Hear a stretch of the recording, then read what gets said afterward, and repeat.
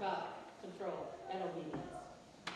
And the thing that really sticks out in my mind, Erma and I are part of a coalition to try to make sure that we have organizations working together as opposed to working apart, because the divide and conquer has to do with even the distribution of grants, the distribution of, the fact that there can be 10 organizations doing the same thing and apply for 10 different grants. Yeah. And get this much money in each organization. What if it was all together? Imagine what would happen. Don't you think they know that? So it's a matter of, it's a way to control what's happening.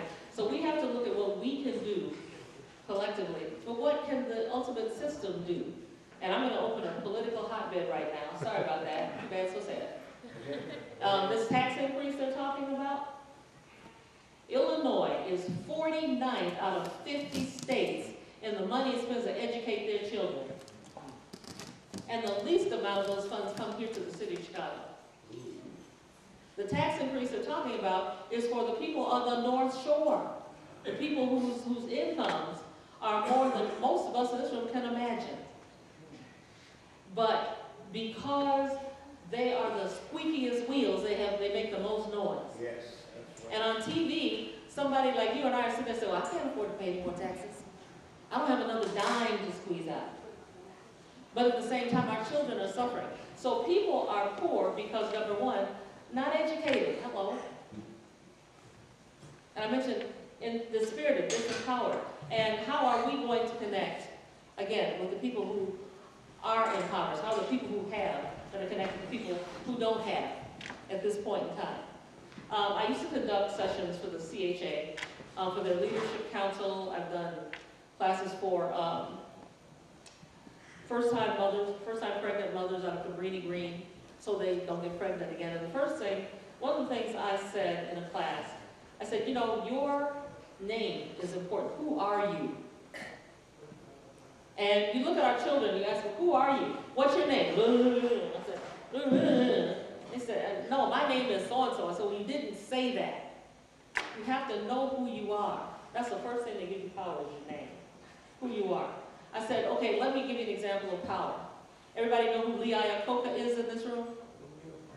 Lee Iacocca, his name is an acronym. You know what an acronym is? There's a word for every letter in the name.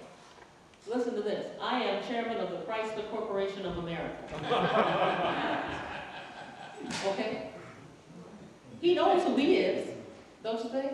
And so I'm sitting in front of a leadership council for the Chicago Housing Authority. And the leadership council is brand new.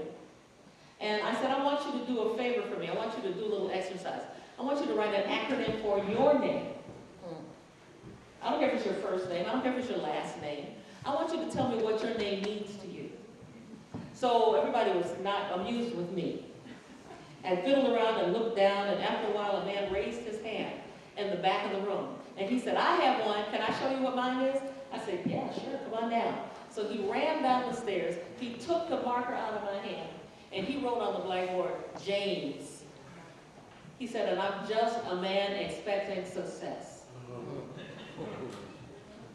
He was the first person to get a contract to learn how to do construction from the CHA.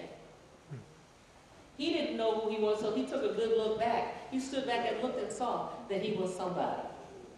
So how do we empower people? How do we look at people like they're somebody already? The people that are in poverty, in this society, we look at them like they're nobody right now. We don't look at them like they're somebody already. So some of the things we can do is enter in, engage people, and let them know that we know they are somebody. And then have our words, our social actions, our vote back it up. That's what we can do. Amen.